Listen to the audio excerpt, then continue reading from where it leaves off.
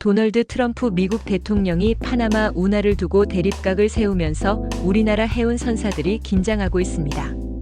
파나마 운하는 전 세계에서 가장 중요한 해상 교역로 중 한 곳으로 이곳에 문제가 생기면 운하 비용이 급격하게 늘어납니다.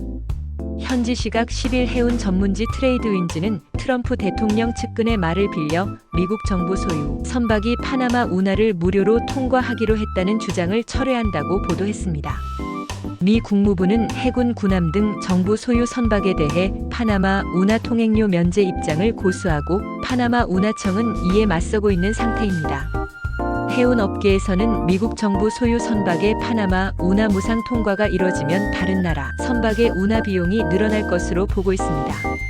미군 군함이 운하 통행세를 내지 않으면 파나마 운하청이 줄어든 운하 운영 비용을 충당하기 위해 다른 선박의 통행료를 인상할 수 있기 때문입니다. 쿠바 주재 파나마 대사관에 따르면 미국은 지난 26년간 군함과 잠수함의 통과에 총 2,540만 달러 약 367억 원을 지급한 것으로 알려졌습니다. 파나마 운하 대신 다른 경로를 찾는 방법도 있지만 현실성이 떨어진다는 분석입니다. 파나마 운하는 대서양과 태평양을 잇는 80길이의 해상 관문이며 양방향에서 이용하는 선박은 연간 1만 3천 척 수준입니다. 운하 통과 시간은 8시간에서 10시간 정도인데 이를 거치지 않으면 남미 대륙 남단으로 돌아야 해 15일 이상이 걸립니다. 남극을 가로지르거나 육로로 가는 방법도 있지만 비용, 시간을 고려하면 선택하기 어려운 방안입니다. 파나마 운하를 이용하는 1만 3천 척은 전 세계 교역량의 5에서 6%를 담당하는데 2023년 기준으로 미국 71.8%, 중국 22.7%, 일본 14.5%, 한국 9.8%를 많이 이용하고 있습니다. 통행료는 선박의 크기, 화물의 종류, 양 등에 따라 달라지며 화물선의 경우 최대 50만 달러 약 7억 원이며 통행료는 이용량에 따라 급등하기도 다.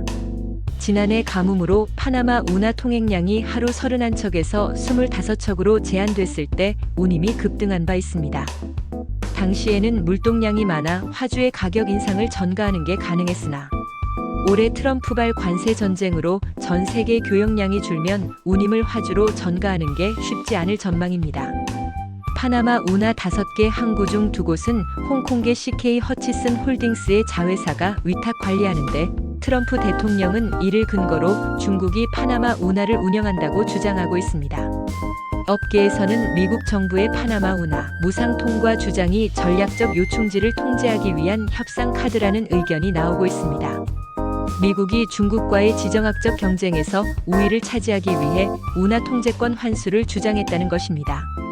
미국 전략국제문제연구소 CSIS는 지난 1월 파나마 운하가 미국, 중국 모두의 전략적 가치가 높다는 내용의 보고서를 발간하기도 했습니다.